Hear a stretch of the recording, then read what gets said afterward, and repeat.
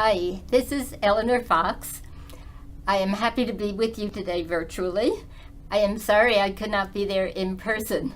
I want to thank Kutz and Pradeep Mehta in particular for organizing what looks to be a really important conference.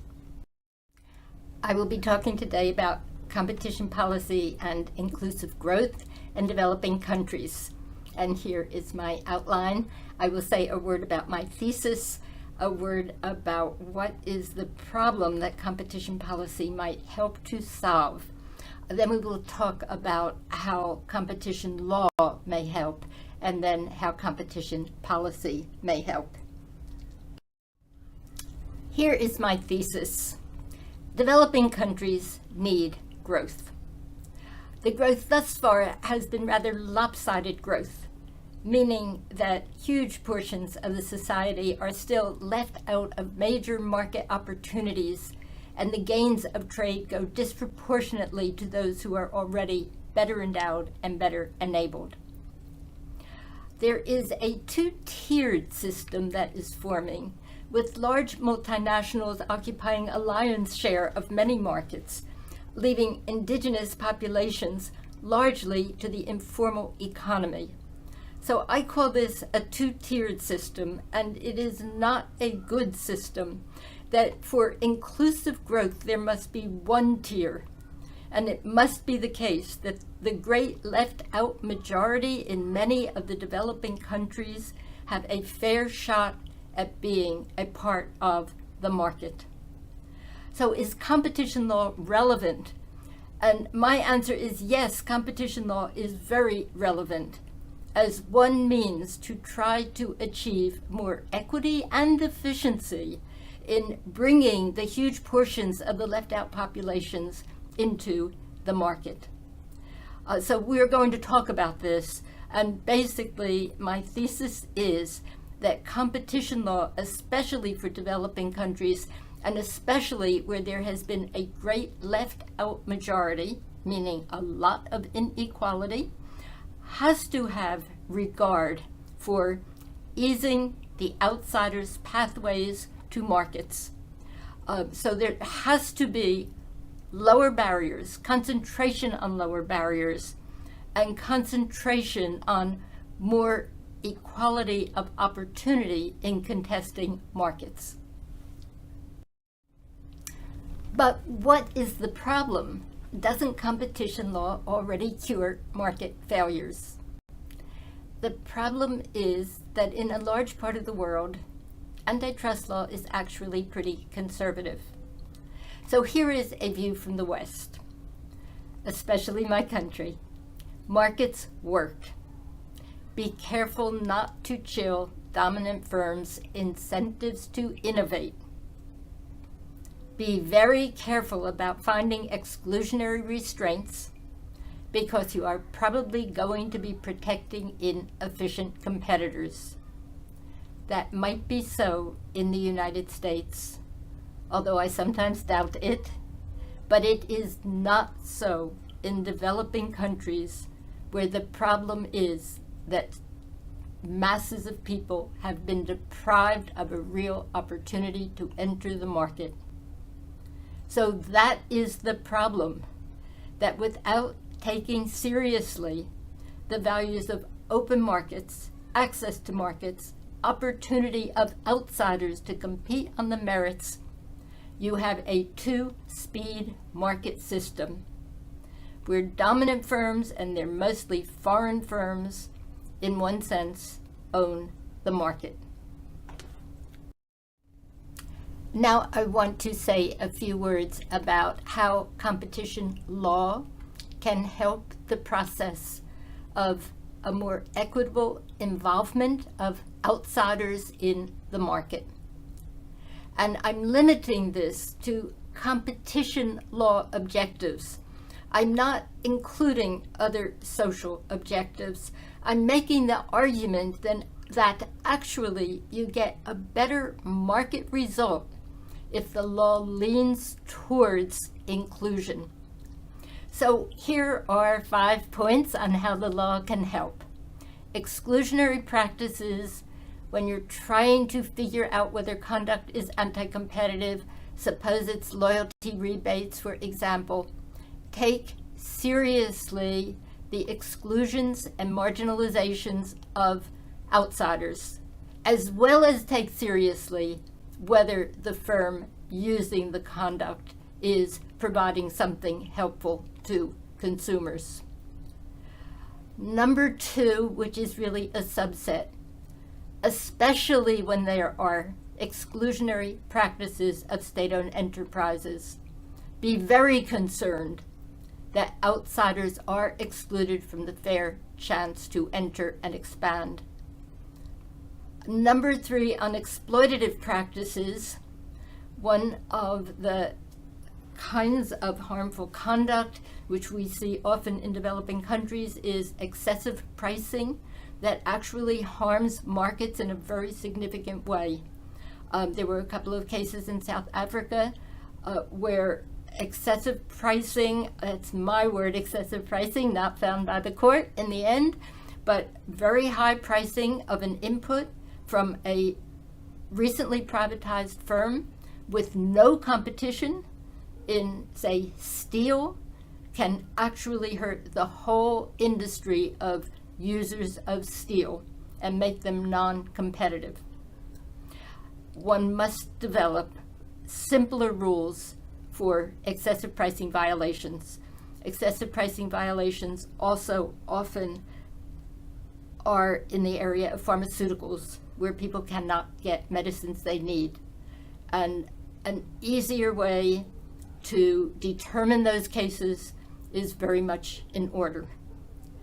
Number four, market studies that give either the agency or the tribunal the possibility of ordering structural relief that will make the market work and ease entry.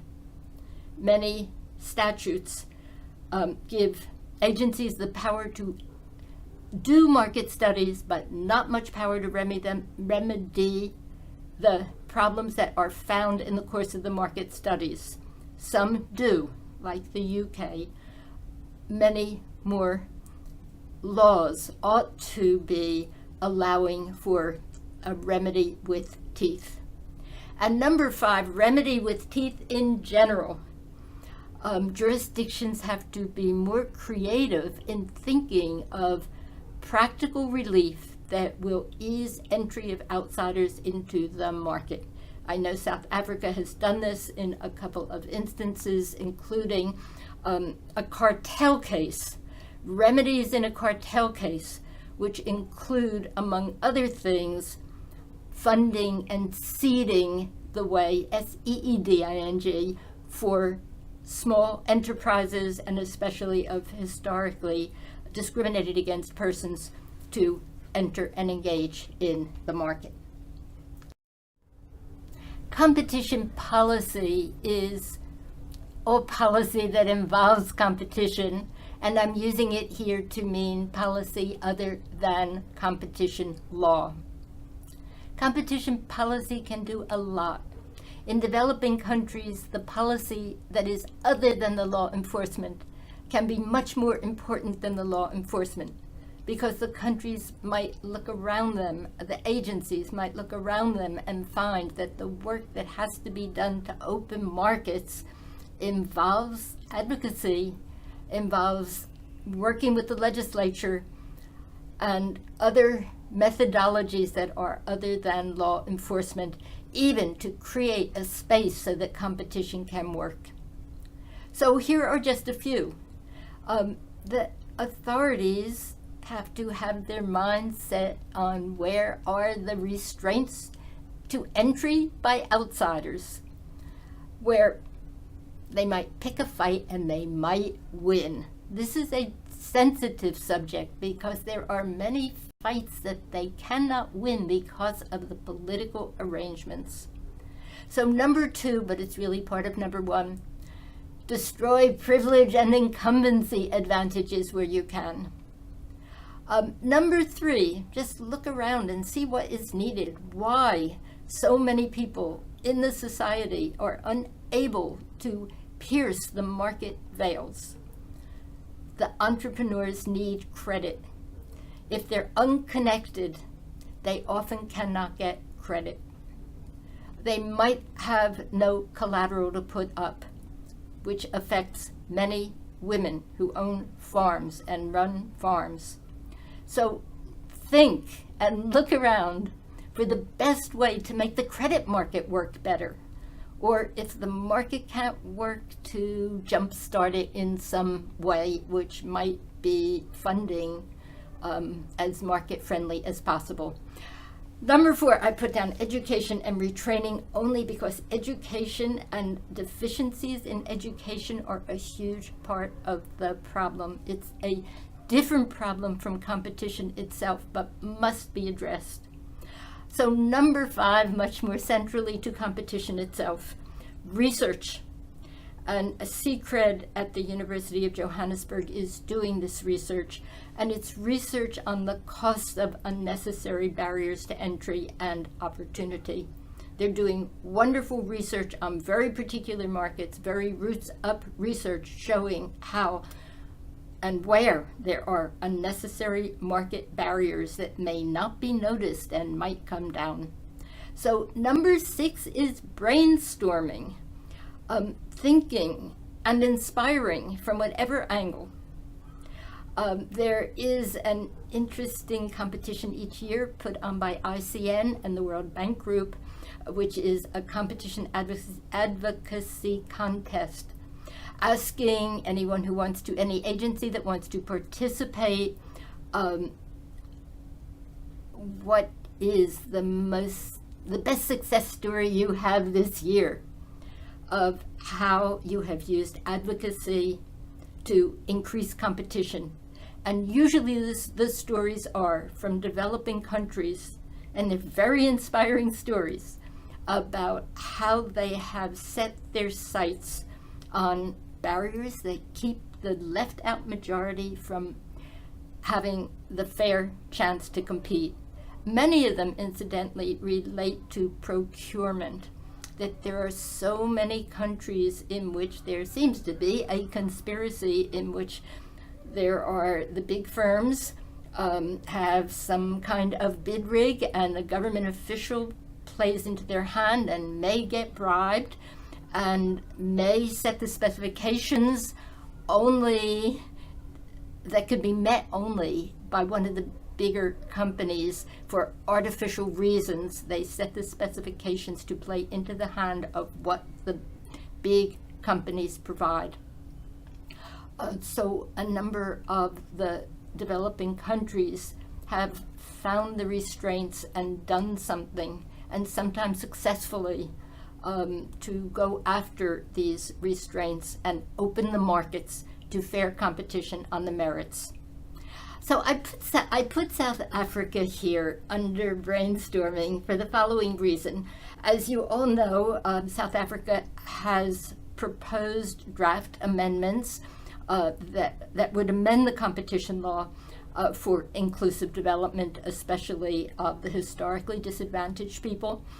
And the occasion of the proposed amendments is actually a brainstorming opportunity to think about methods of amending competition law that would be more sympathetic to easing the way of outsiders into markets. So in conclusion, developing countries need inclusive growth, and they also need good, strong competition policy that works for the people. To have good, strong competition policy that works for the people and to have inclusive growth, they need openness of markets and concern for the opportunity and access of outsiders to contest the markets on the merits. What happens without inclusive policy? You get two-tiered markets. I think there is an ennui in the world that disregards the threat of two-tiered markets. Inclusiveness is worth the fight. Thank you.